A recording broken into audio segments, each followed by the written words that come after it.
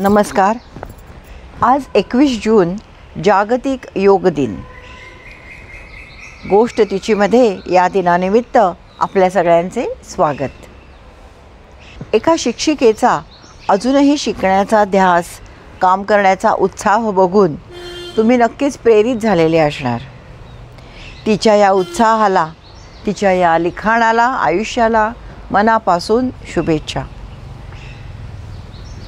आजच्या या धकाधकीच्या जीवनात मनस्वास्थ्यासाठी प्राणायाम, योगा, ध्यान या सगळ्याचं महत्त्व तुम्ही जाणताच. आजची गोष्ट आहे एका योग थेरपिस्टची. दर शनिवारी महाराष्ट्र टाइम्समध्ये मैफिल या सदरात तिचे लेख येत असतात. आणि हो, आजची मैत्रीण संपदा सहकारी बँकेची डायरेक्टरसुद्धा आहे. तर ऐकूया गोष्ट तिची. गोष्ट 7.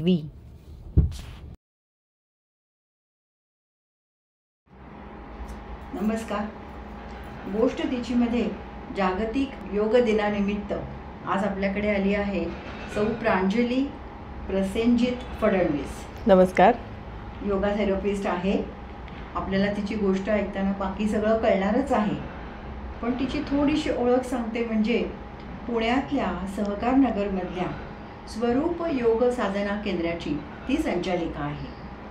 श्री अंबिका योगा कुटीर ठाणे आणि कबीर बाग मठ संस्था पुणे या दोन्ही ठिकाणी तिने प्रशिक्षण घेतलं आहे.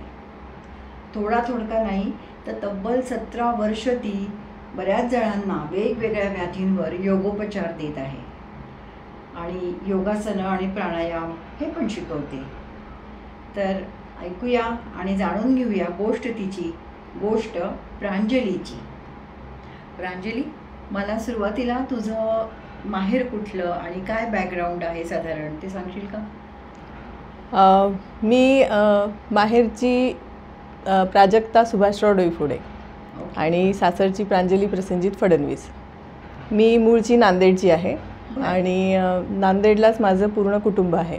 बरं. कोण असतं घरी मग तुमच्या? माझ्या घरी तशी जवळपास 70 ते 75 लोकांची फॅमिली आहे. अरे बाप, एवढ्या लोकांची फॅमिली आहे, मस्त. पण माझ्या घरी माझे आईवडील, माझे 2 भाऊ, त्यांची फॅमिली आणि बाकी मला 6 काका आहेत, 1 आत्या आहे आणि त्यांचे मिळून भाऊ भावंड सगळे मिळून 11 भाऊ आणि 6 बहिणी असा आमचा मोठा परिवार. आणि त्यांचे आता पुढची जनरेशन खूप कमी प्रमाणात हे असं बघायला मिळतं. तर मला सांग, तुमची एवढी मोठी जॉईंट फॅमिली होती आणि तुझं शिक्षण कुठे झालं मग? माझं शिक्षण नांदेडलाच झालेलं आहे आणि मी NSB कॉलेजमधून BSc केलेलं आहे. BSc in electronics. हां, BSc इलेक्ट्रॉनिक्स. आणि हे सगळं वेगळंच वाटतं आम्हाला, योगोपचार वगैरे. आपण त्याच्याकडे वळूयाच नंतर. आणि मला सांग की मग लग्न वगैरे तुझं कधी झालं? शिक्षण झाल्यावर लगेच लग्न का नोकरी वगैरे केली? नाही, माझं शिक्षण झाल्यानंतर माझं लग्न झालं. बरं. आणि 2000 साली माझं लग्न होऊन मी पुण्यात आले. मग आवडलं पुणं तेव्हा नांदेडवर? हो, कारण म्हणजे नांदेडहून बरेच जण शिक्षणासाठी पुण्यात येतात. माझा मोठा भाऊ पण पुण्यामध्ये शिक्षणासाठी आला होता. अच्छा. तर त्यामुळे त्याच्याकडून मी खूप ऐकलं होतं की पुणं विद्येचं माहेरघर, इथे खूप वेगळ्या पद्धतीचे शिक्षणाच्या संधी आहेत आणि अजून सांस्कृतिक ठेवा आहे. तर या सगळ्यामुळे मला तसंच खूप पुण्याचं अट्रॅक्शन होतं. पुण्याची. बरं झालं. आणि मग पुण्यात आल्यावर काय केलंस तू? म्हणजे मी पुण्यात आल्यानंतर साधारण 1-2-3 महिने तर तशी म्हणजे नवीन घर, नवीन फॅमिली, हे सगळं नवीन शहर, हे सगळं ॲडजस्ट होण्यामध्ये वेळ गेला. आणि नंतर मग मी कबीरबागेचा कोर्सच डायरेक्ट केला. पण तुमची जॉईंट फॅमिली वगैरे होती?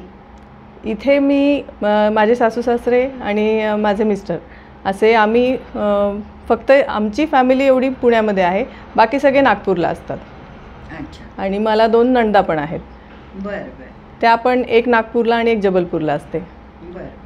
आणि मग आता हे कबीरबागेचं कसं काय सुरू झालं तुझं? त्याचं झालं असं की माझे सासरे बँक ऑफ महाराष्ट्राचे ग्रामीण बँकेचे चेअरमन आणि त्यांचं सोशल वर्क खूपच मोठ्या प्रमाणामध्ये आहे. तर त्यांनी मला लग्न झाल्यानंतर विचारलं की तुझी एकंदर आवड काय, तुला काय करायचं आहे. तर मी त्यांना सांगितलं की मी म्हणजे मला योगाचं बॅकग्राऊंड आहे, माझे आईवडील दोघंही योग क्षेत्रामधले आहेत, तर त्यामुळे मला योगामध्ये काही करायला आवडेल. तर मग एक दिवस ते आले आणि ते म्हणाले की कबीरबागेचा एक खूप चांगला कोर्स आहे, तर तुला करायला आवडेल का. म्हटलं खूपच आवडेल मला. मग माझ्या सासूबाईंसोबत मी गेले कबीरबागेमध्ये. तिथे जाऊन सगळी चौकशी केली. 2000 साली कबीरबाग अगदी नवीन होती का? नाही, हा जो कोर्स होता ना नवलमल फिरोदिया योगा अध्यासन, तर तो नवीन होता. कबीरबाग तशी जुनीच आहे आणि त्याचे जे संचालक डॉक्टर करंदीकर, तर ती संस्था तशी जुनी आहे. बरं. हां. आणि तुझं बॅकग्राऊंड काय होतं योगाचं होतं म्हणजे? बेसिकली माझे आईवडील दोघं योग क्षेत्रातले आहेत. माझं हठयोगाचं जे शिक्षण आहे तर ते अंबिका योग कुटीर ठाण्याची एक ब्रांच ही नांदेडला सुरू केली निकम गुरुजींनी. त्याच्यासाठी ठाण्याहून एक शिक्षक कपल नांदेडमध्ये स्थायिक झाले. त्यांचं नाव होतं श्री भोपटकर गुरुजी आणि हेमाताई भोपटकर. तर त्यांनी कबीरबाग अंबिका योग कुटीरची नांदेडमध्ये शाखा सुरू केली, रुजवली, मोठी केली आणि मोठी संस्था केली त्याची. बरं. मग तिथे तू शिकलेली? हां, म्हणजे तिथे माझे आईवडील दोघंजण सेक्रेटरी म्हणून काम करायचे आणि मी अगदी छोटी होते आणि मला जिम्नॅस्टिकचा बेस होता, त्यामुळे मग मी तिथे आसनं करायला म्हणून जायची. जिम्नॅस्टिकचं तुझं लवचिकता असेल ती तिथे हे झाली असेल. हो. ते काय शाळेत असताना वगैरे शिकली होतीस? हां, म्हणजे माझ्या वडिलांची ती आवड होती. लहानपणी मी पडले होते, खूप जोरदार पडले होते दुसऱ्या मजल्यावरून आणि माझा पाय फ्रॅक्चर झाला होता. त्यावेळेस पुण्याचे एक डॉक्टर जे नांदेडला स्थायिक झाले, गपू जोशी म्हणून, तर त्यांनी सांगितलं होतं की हिला प्रॉपर ट्रीटमेंट नाही दिली तर हिच्या पायामध्ये थोडंसं व्यंग राहून जाईल. तर माझ्या वडिलांनी म्हणजे ती ट्रीटमेंट पूर्ण झाली, मी ओके झाले, माझा पाय पण व्यवस्थित झाला. मग माझ्या वडिलांनी ध्यास घेतला की हिला आपण असा गेम देऊ की जो नॉर्मली कोणी करत नाही आणि त्या गेममध्ये तिची स्पेशालिटी बनवूया. आणि माझ्या वडिलांना स्पोर्ट्सची खूप आवड आहे. माझे दोन्ही भाऊ बॅडमिंटन खेळायचे आणि वडील पर्सनली त्यांच्याकडे लक्ष द्यायचे. म्हणून मग त्यांनी मला जिम्नॅस्टिक हा गेम दिला की जो नांदेडमध्ये फारसा प्रचलित नव्हता आणि त्याला कोचही अवेलेबल नव्हता. तर माझ्या वडिलांनी माझ्या मैत्रिणींची टीम बनवून स्वतः कोच बनवून आमची पूर्ण प्रॅक्टिस घेतली आणि त्यामध्ये म्हणजे आमच्याकडे इक्विपमेंट पण नव्हते जिम्नॅस्टिकचे. आम्ही जेव्हा औरंगाबादला वगैरे जायचो त्यावेळेस आम्हाला ते इक्विपमेंट पहिल्यांदा पाहायला मिळाले की अच्छा बॅलन्स बीम असा असतो, हॉर्स असा असतो. तर त्याची प्रॅक्टिस माझे वडील स्वतःच करून घ्यायचे. तर तशा पद्धतीने जिम्नॅस्टिकमध्ये मी पारंगत झाले आणि मग त्याचा उपयोग मला अंबिका योग कुटीरमध्ये योगाचे डेमॉन्स्ट्रेशन देण्यासाठी होत होता. म्हणजे डॉक्टरांनी जे तुझ्याबद्दल शंका निर्माण केली होती की बाबा ही आता पायात दोष राहतोय किंवा काय, तर ते पूर्णच नाहीसं झालं तुझं. Very good. आणि त्याच्यामध्ये अजून म्हणजे मी जिम्नॅस्टिकमध्ये स्टेट लेवलपर्यंत गेले. म्हणजे माझ्या वडिलांचं हे पूर्ण श्रेय आहे की त्यांनी मला इतकं फिट केलं आणि जिम्नॅस्टिकमध्ये पण इतकं ट्रेन केलं. कमालच. स्टेट लेवलपर्यंत जाऊन दाखवलंच म्हणजे एकदम शाबास. एकदम म्हणजे बाबा तर खुश झाले असणारच. अगदी अगदी.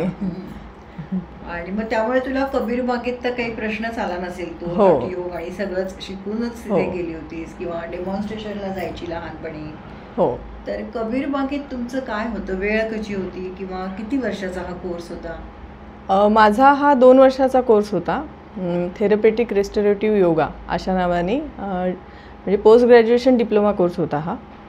तर ह्याच्यामध्ये 2 वर्षाचा हा कोर्स आणि त्याचं ग्रॅज्युअली टायमिंग वाढवत शेवटी सकाळी 6 ते रात्री 10 असं भरपूर मोठं टायमिंग होतं आणि रिस्ट्रिक्शन बऱ्यापैकी होते कारण तो रेसिडेन्शियल कोर्स होता. गुरुकुल पद्धतीने. त्यामुळे गुरुकुल पद्धत असल्यामुळे तिथे निवासी आणि पूर्णपणे त्याच वातावरणामध्ये राहून तुम्हाला हे शिक्षण घ्यायचं अशा पद्धतीचं होतं. मी जेव्हा चौकशीसाठी गेले होते त्यावेळेस त्यांनी मला पहिले तर नाहीच म्हटलं होतं, कारण मॅरिड आहेस, आमचा रेसिडेन्शियल कोर्स आहे. मग मी त्यांना खूप अर्ज दाखवली की मला खूप आवड आहे ह्याची आणि मला शिकायचंच आहे.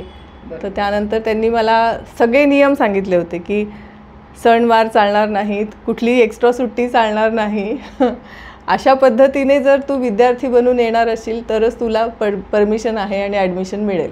पण तुला घरनं पण ओके होतं सगळे, हां, मान्य होतं हो घरच्यांना? हो हो. कारण नवीन सून म्हटलं की थोड्याशा अपेक्षा असतात किंवा घरात थांबावं सणावाराला, हे तर नक्कीच प्रश्नच नाही, म्हणजे हवंच असणार. नाही, म्हणजे ह्या बाबतीमध्ये माझे सासू सासरे दोघेही जण आणि माझे मिस्टर खूपच कोऑपरेटिव्ह होते. आम्ही सगळ्यांनी मिळून डिसिजन घेतलं, एक छोटीशी मीटिंग घेतली आणि त्यामध्ये हा सगळा विषय सांगितला की कशा पद्धतीचं एकंदर आहे. त्या पद्धतीने मग त्यांनी मान्यता दिली की ठीक आहे. सगळ्यांनाच तयार व्हायला पाहिजे ना, नवरा पण आणि घरचे पण, बरोबर आहे. पण मग तू जायची यायची कशी, कारण तू नवीन होती पुण्यामध्ये? हो हो. सुरुवातीला मी एक 6 महिने पुण्याची ओळख व्हावी अशा पद्धतीने मी बसनी जात होते. कुठे होतं हे कबीर बाग? नारायणपेठ. अच्छा. हां, नारायणपेठमध्ये होतं. मग सहकारनगरमधून मी बसनी जायचे. मग माझी एक मैत्रीण झाली होती, तिच्यासोबत मी जायचे. मग हळूहळू मला तशी गाडी पहिलेपासून येतच होती, मग मी गाडीने जायला गाडीवरनं रस्ते वगैरे कळल्यावर. हो हो. आणि मग हा कोर्स तुझा झाला पूर्ण, त्याच्यात काय विषय होते तुम्हाला? विषय खूप छान होते. म्हणजे मी आत्तापर्यंत योगाचं जे ज्ञान घेतलं होतं ना, किंवा मी जे शिकले होते त्याच्यामध्ये योग आणि योगाची फिलॉसॉफी मला जास्त माहिती होती. म्हणजे हठयोग ह्या अर्थाने, आसनं जास्त माहिती होते, त्याचं डेमॉन्स्ट्रेशन अशा पद्धतीने. त्याच्यामागची जी प्रिन्सिपल आणि थेअरी असते ना, ती मला कबीरबागेमध्ये खूप चांगल्या पद्धतीने समजली. कारण त्याच्यामध्ये ॲनाटॉमी, फिजिओलॉजी, आयुर्वेद, त्यानंतर योग फिलॉसॉफी असे सगळे विषय होते. पण हे ॲनाटॉमी वगैरे कसं काय, तू इलेक्ट्रॉनिक साईडची मुलगी आणि हे वेगळंच आहे, जमलं? ॲक्च्युली म्हणजे मलाही तोपर्यंत कल्पना नव्हती की मला बायो एवढं आवडतं किंवा ह्युमन ॲनाटॉमी एवढी आवडते. कारण मी 10वी नंतर माझा जीवशास्त्राशी तसा संबंध काही आलेला नाही. हो, कारण शरीरशास्त्र समजणं आतून भयंकर अवघड आहे ग. म्हणजे पण एकंदर शिक्षण पद्धती इतकी छान होती ना ती, म्हणजे डॉक्टर करंदीकर अगदी स्पष्टपणे सांगायचे, आम्ही त्यांना आचार्य म्हणायचो. तर त्यांचं म्हणणं होतं की मला असे घोका पद्धतीचे विद्यार्थी नको आहेत, तुम्ही ते ज्ञान समजून घ्या आणि त्याप्रमाणे तुम्ही त्यात पारंगत व्हा. त्यामुळे आम्ही अगदी ABCD पासून सगळं काही शिकलो. आणि ते शिकत असताना ती प्रक्रिया किंवा प्रोसेस इतकी सुंदर होती ना की आम्ही असे त्यात गुंतले गेलो आणि आम्हाला त्याच्यामध्ये फारच आवड निर्माण झाली. म्हणजे ते अगदी मनापासून शिकणारी मुलं. हो हो. त्याला शिक्षणाचा क्रायटेरिया काय होता? त्याला ग्रॅज्युएशन फक्त. हां, कुठल्याही ग्रॅज्युएशन फॅकल्टीचं. हो हो हो. BSc आहेस म्हणून? नाही, ॲक्च्युली फिलॉसॉफीसाठी आर्ट्स असलेले स्टुडंट जास्त चांगले, ॲनाटॉमी फिजिओलॉजीसाठी सायन्स असलेले चांगले, त्यामुळे सगळ्यांसाठीच ओपन फॉर ऑल होतं. हां. आणि मी असं ऐकलंय की ते परीक्षा वगैरे पण तिथे असतात तुमच्या? ॲक्च्युली परीक्षा नव्हती, म्हणजे सेमिस्टर वगैरे अशी पद्धत नव्हती, कारण ती गुरुकुल पद्धत होती. त्यामुळे आम्हाला क्लासमध्ये लेक्चर चालू असताना नोट्स काढणं वगैरे असं अलाउड नव्हतं. आम्ही फक्त ऐकायचं आणि मग नंतर सगळं काही तुम्ही लिहून काढायचं, अशा पद्धतीचा आमचा अभ्यास झालेला आहे. आणि ते बोलताना नोट्स वगैरे काही काढायचं नाही, आणि पुस्तकं वगैरे नाही, तशी पण अशी श्रवण आणि ग्रहण मनापासून करणे. बापरे, हो, खूपच चॅलेंजिंग आहे हे शिक्षण. म्हणजे मला तर माहित नव्हतं की एवढं अवघड आहे. हां. आणि मग नंतर आमचे वेगवेगळे असाइनमेंट आणि शेवटी आम्हाला सेकंड इयरला थिसिस वगैरे पण होता. हां, तर अशा पद्धतीच्या परीक्षा आमच्या व्हायच्या. पण रिटन एक्झाम, थेरी एक्झाम वगैरे असं हे नव्हतं, प्रॅक्टिकल आणि असाइनमेंट अशा स्वरूपामध्ये. म्हणजे शिकताना तुम्ही तन मन धन देऊन, हो, लक्ष देऊनच शिकलं पाहिजे, तरच तुम्ही ते पुढे ट्रीट करू बरोबर. बरोबर. आणि ज्या अर्थी 17 वर्ष ही बरोबर करते लोकांना, याचा अर्थ खूप छान तू शिकलेली आहे. ते सगळं खूप छान वाटलं. कारण मला स्वतःला पण ह्या गोष्टीचा खूप आनंद होतो की तसं शिक्षण माझं 2 वर्षाचं झालं, पण त्यामध्ये मला इतकं अगाध ज्ञान मिळालं आणि डॉक्टर करंदीकरांचं जे विजन होतं, त्यांचा जो दृष्टिकोन होता योगाकडे पाहण्याचा, शास्त्रीय दृष्टिकोन, तो अमेझिंग होता म्हणजे. आणि त्यामुळे त्यांचा एक लेक्चर असायचं, त्याला कपोत म्हणायचे. तर त्याच्यामध्ये ते ज्ञानेश्वरीपासून सुरुवात करायचे. मग ज्ञानेश्वरीच्या एखाद्या ओवीमधल्या एखाद्या शब्दापासून ते योगावर यायचे, योगामधून ते आयुर्वेदावर जायचे, आयुर्वेदातून तो मुद्दा किंवा तो शब्द समजून सांगायचे. मग त्यातूनच ते आसनांपर्यंत यायचे. मग आसनांमध्ये ती प्रक्रिया शरीरात कशी होते, बॉडीचे फ्लो कसे असतात, आसनामध्ये तो फ्लो कसा फील करायचा, म्हणजे हे सगळं अमेझिंग होतं अगदी. म्हणजे त्यांची शिकवण्याची पद्धत हो, पण किती हो. छान होती. तू आता जे काय प्रवाह सांगतेस ना, तो ऐकून पण एकदम हो. छान वाटलं की इंटरेस्ट निर्माण होण्यासारखं बरोबर असणार आहे. बरोबर. आता तू हे शिकल्यावर मग काय केलं? त्यांच्याकडेच जॉब वगैरे म्हणजे म्हणायचं त्याला का शिकवण्याचं म्हणजे- काम केलं, पेशंटना बरं केलं का स्वतःचं काढलं, काय असतं? म्हणजे सेकंड इयरमध्ये असताना आम्हाला वेगवेगळ्या बॅचेसमध्ये वेगवेगळ्या बॅचेसचे इंचार्ज करून आमच्या अंडर सगळे पेशंट आम्ही ट्रीट करायचो. ओके. आणि मग नंतर माझं शिक्षण झाल्यानंतर मग मी कबीरबागेच्याच कोंढवा ब्रँचला जॉईन झाले होते. आणि तिथे मी 1-2 महिने म्हणजे मी तिथली इंचार्ज होते. अच्छा. हां. आणि मग त्यानंतर मग मला ब्रेक घ्यावा लागला. बरं. मग मी माझं स्वतःचं सुरू केलं, कारण मध्ये प्रेग्नन्सी आणि ह्या सगळ्या याच्यामुळे मी ब्रेक बरं. घेतला. अच्छा, मग बरोबर. हां. पण मग नंतर तू तुझं स्वतःचं चालू केलंस? हो, ओके. मी नंतर माझं स्वतःचं सुरू म्हणजे हे केलं. स्वरूप आता जे आहे ते तुझं स्वतःचं हो. तेव्हापासून सुरू केलेलं आहे? हो, म्हणजे 2005 साली मी सुरू केलं. म्हणजे 2003ला माझं शिक्षण झालं अच्छा. आणि मी 5ला सुरू केलं.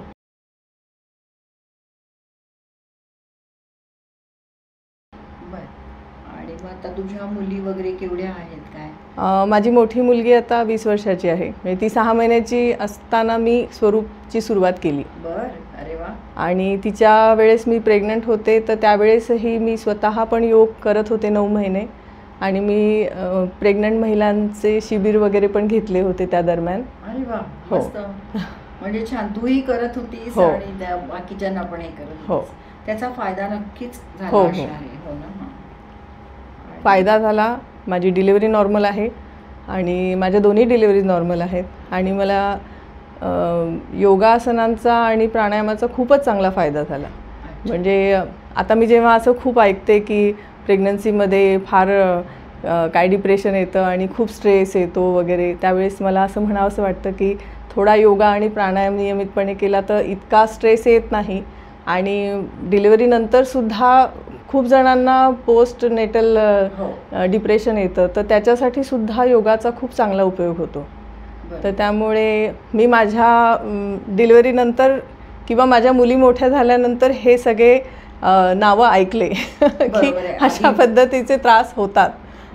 त्यामुळे मला असं काही झालेलं नाही आणि योगाचा मला खूपच चांगला फायदा झाला. अच्छा. आणि मग तुझ्या आता ह्या स्वरूपमध्ये किती जण कसे तू मदतनीस तुला ठेवलेत, प्रशिक्षक वगैरे? हो. का तू एकटीच हँडल करते सगळं? नाही, मी हळूहळू ते वाढवलं. म्हणजे थोडक्यात सांगायचं तर माझी फॅमिली आणि स्वरूप असं मी पॅरलली ते बॅलन्स केलं. अच्छा. की माझ्या घरच्या प्रायोरिटी, माझ्या फॅमिलीचं जे स्ट्रक्चर आहे त्यामध्ये येणारे पाहुणे म्हणा किंवा गेस्ट भरपूर आमच्याकडे सतत चालू असतं. बरं. तर तिथे माझ्या मुली, त्यांचं संगोपन आणि त्याबरोबरीने माझी आवड असं म्हणून स्वरूप, असं हे पॅरलली चालू होतं.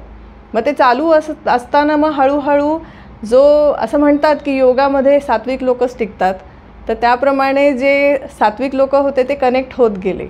पहिले माझी एक बॅच होती, मग 2 बॅचेस झाल्या, मग तो रिस्पॉन्स खूप चांगला यायला लागला. त्याप्रमाणे मग काही टीचर कनेक्ट झाले, मग ते माझ्याचकडे शिकले आणि माझ्याकडे शिकून माझ्या विचारांमधूनच मग ते पुढे त्यांनी पण योगदानाला सुरुवात केली. बरं बरं. असे आता आपल्याकडे 8 शिक्षक आहेत.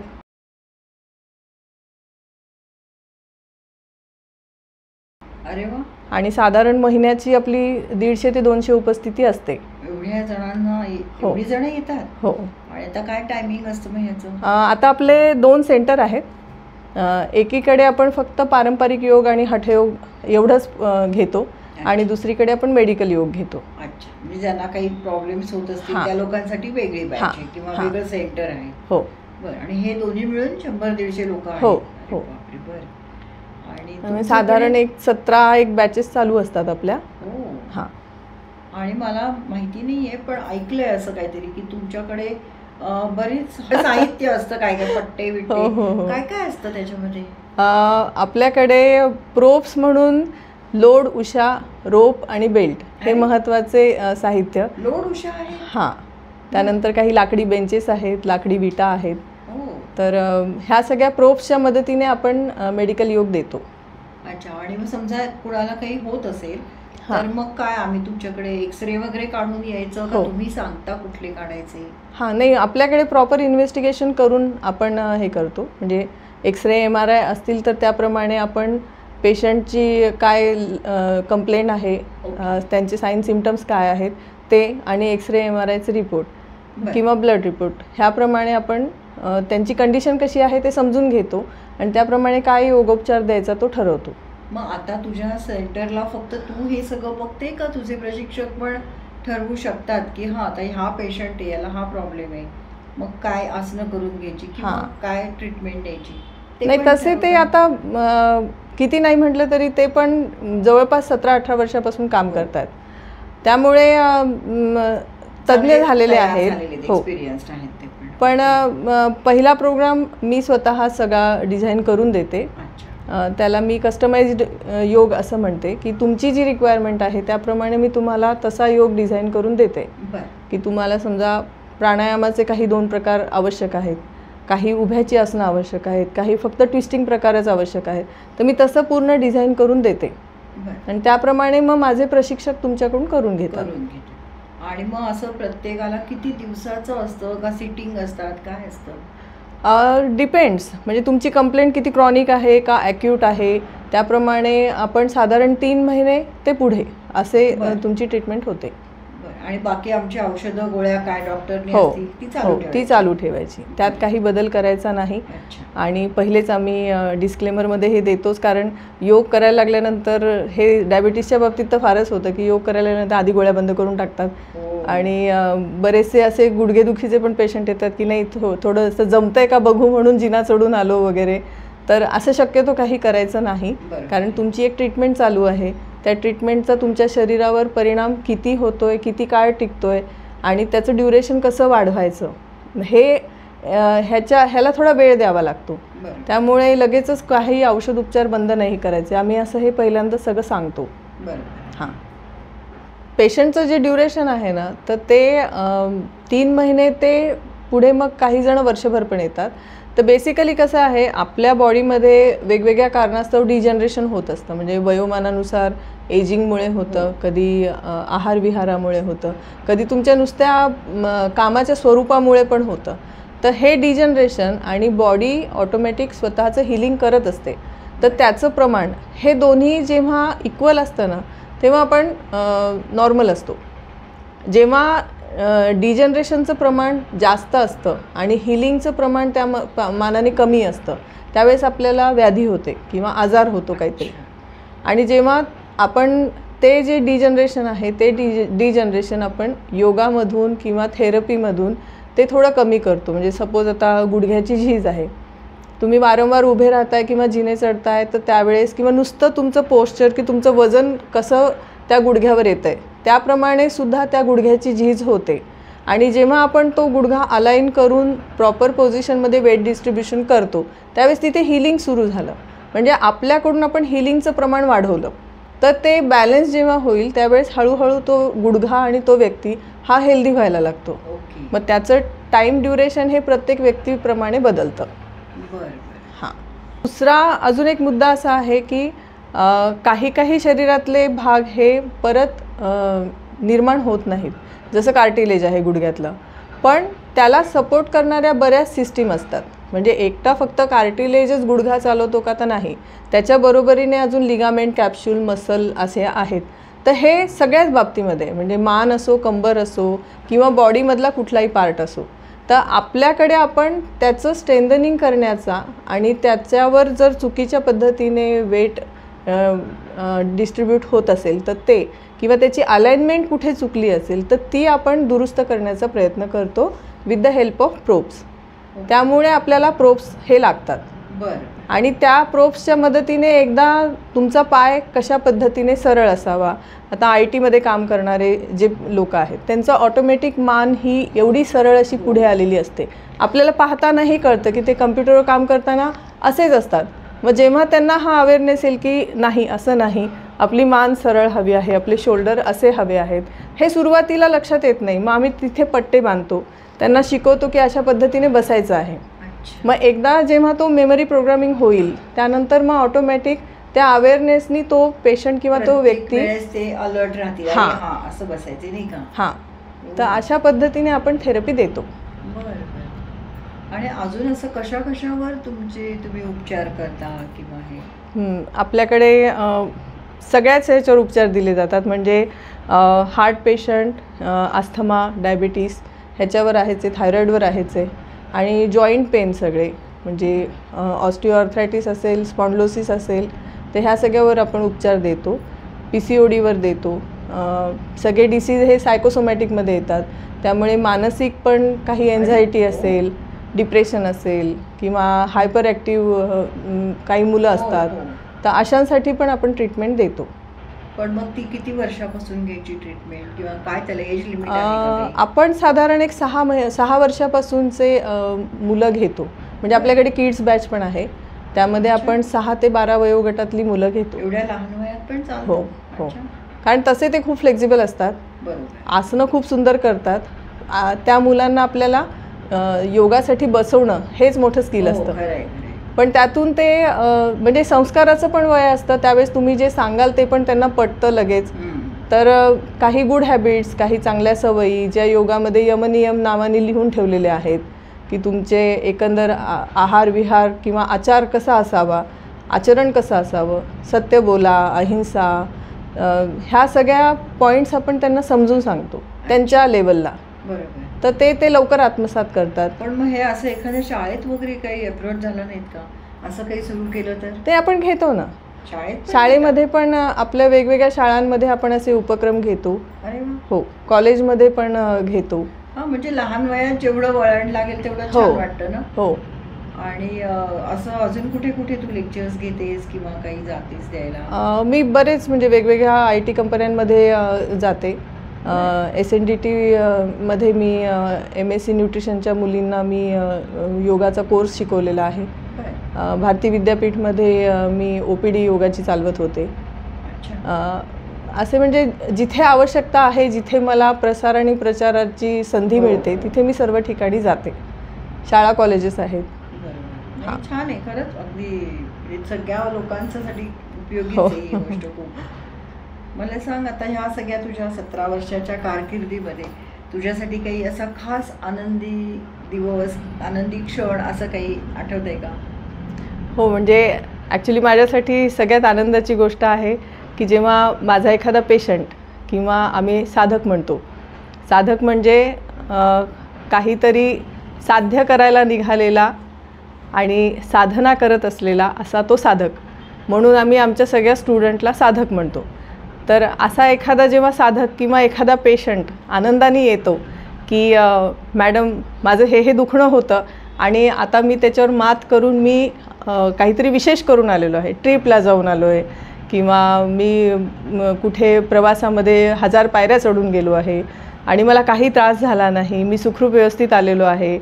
अनेक ट्रेकर्स आहेत आपल्याकडे आणि काहीतरी कारणास्तव की बाबा कुठे गुडघ्याला स्प्रेन आला आहे, कुठे अँकल मुरगळला आहे वगैरे, अशा काही कंप्लेंट घेऊन आलेले आहेत किंवा आता दम लागतो आहे, आता जास्त चालवत नाही आहे, सायकलिस्ट आहेत काही.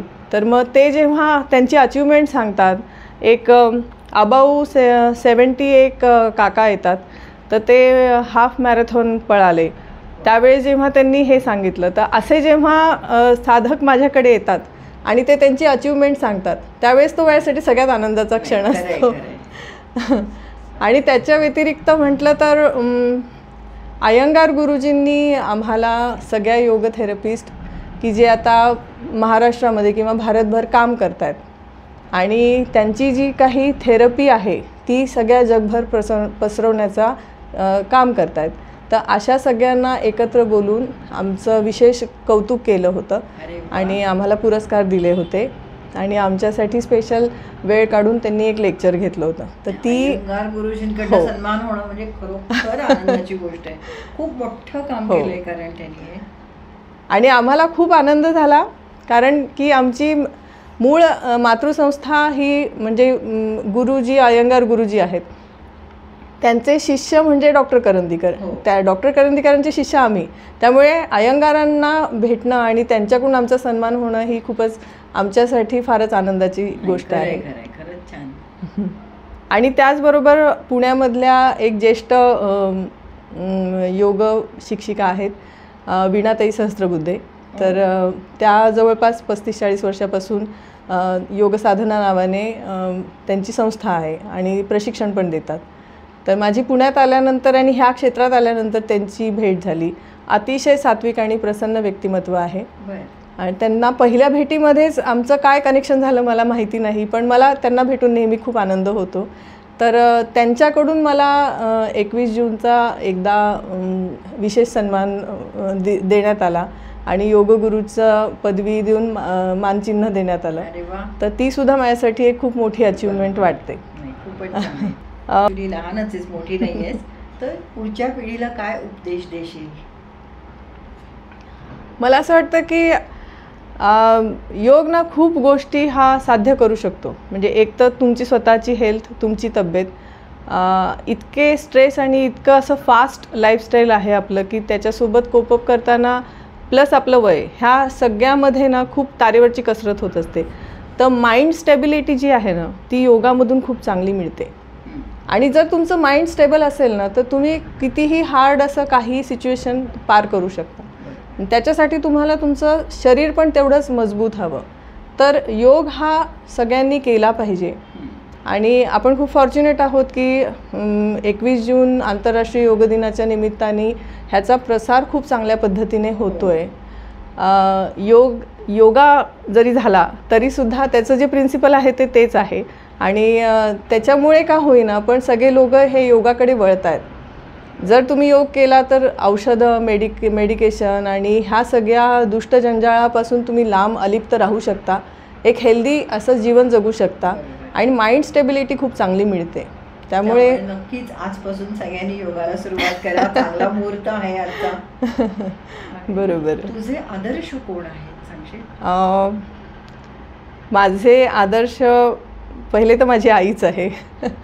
कारण की मी तिच्याकडूनच बेसिकली योग शिकले आणि योगाची गोडी जी म्हणतात ना ती माझ्या आईनीच माझ्यामध्ये निर्माण केली.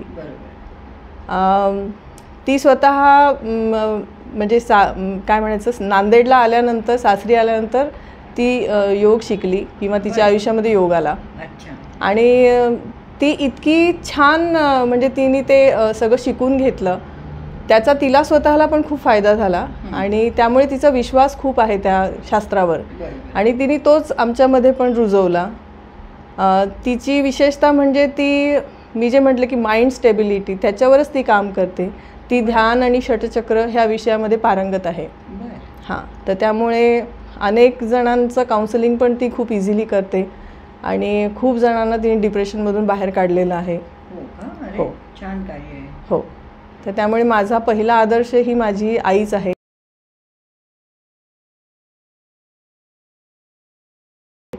आणि म्हणजे फक्त योगामध्येच नाही तर एरवीसुद्धा मुलगी असते, मग ती सासरी येते, मग ती इथे स्वतः आई बनते. ह्या सगळ्या प्रोसिजरमध्ये एक आई खंबीरपणे मागे असेल आणि ती फक्त शांत राहा एवढं जरी तिने सांगितलं ना तरी पुढे आपल्याला बळ मिळतं. हो, माझे जे योगामधले गुरु आहेत किंवा माझा आदर्श तर ते निकम गुरुजी आहेत. अंबिका योग कुटीर ठाण्याचे जे संचालक आहेत.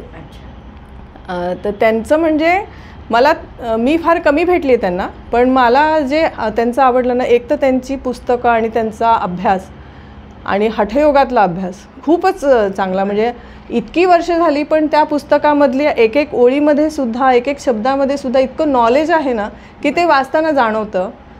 दुसरं म्हणजे ते खऱ्या अर्थाने योगी होते. त्यांचा प्राणायाम हा सगळ्यात काय म्हणायचं बेस होता, सगळ्यात महत्त्वाचा.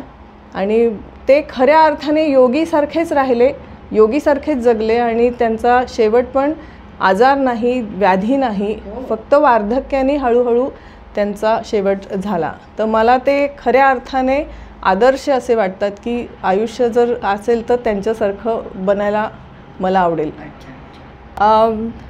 तिसरे आदर्श माझे सासरे आहेत. बाळासाहेब फडणवीस माझे सासरे, ते बँक ऑफ महाराष्ट्राचे ग्रामीण बँकेचे चेअरमन होते आणि त्यांनी बँकेशी संबंधित अनेक मोठ्या मोठ्या संस्था निर्माण केलेल्या आहेत. जवळपास 7-8 संस्था त्यांनी निर्माण केल्या आहेत.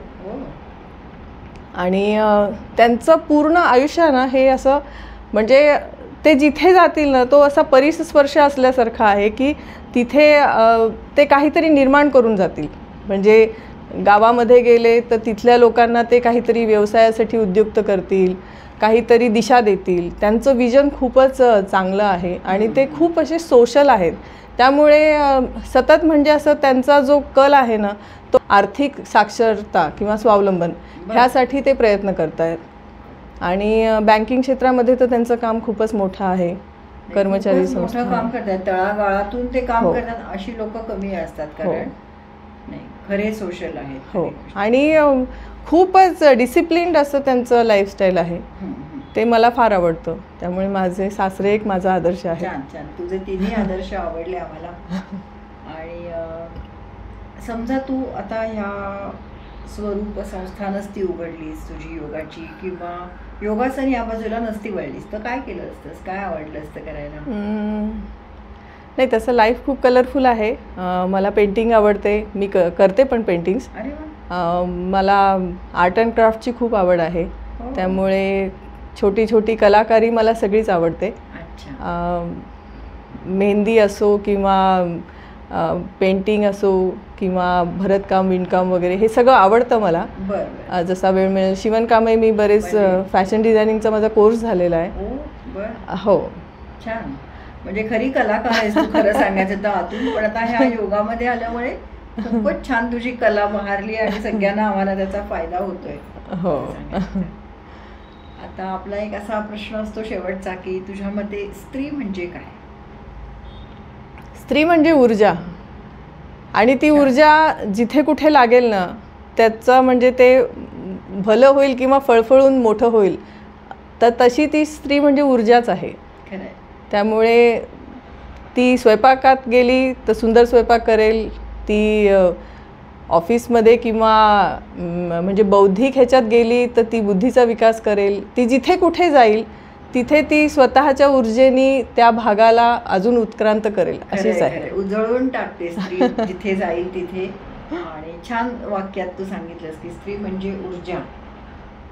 तर तू गोष्ट तिची मध्ये आलीस आज योग दिनाच्या निमित्ताने आमच्याकडे, आणि आम्हाला खूप छान सगळं समजून सांगितलंस की हे दोन्ही योगाचे प्रकार. कारण कबीर बागेतला आपल्याला सगळ्यांना ऐकून माहिती आहे, आणि आम्हाला नक्की खात्री आहे की आम्हाला पुन्हा कोणाला काही व्याधी झाल्या तर आम्ही ह्या तुझ्या स्वरूपामध्ये नक्कीच येऊ. नक्की नक्की. आणि तू छान बरं करशील अशी आशा आहे.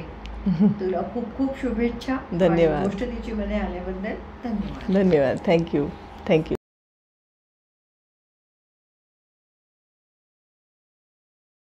अशाच प्रेरणादायी गोष्टी ऐकण्यासाठी बघत रहा गोष्ट तिची.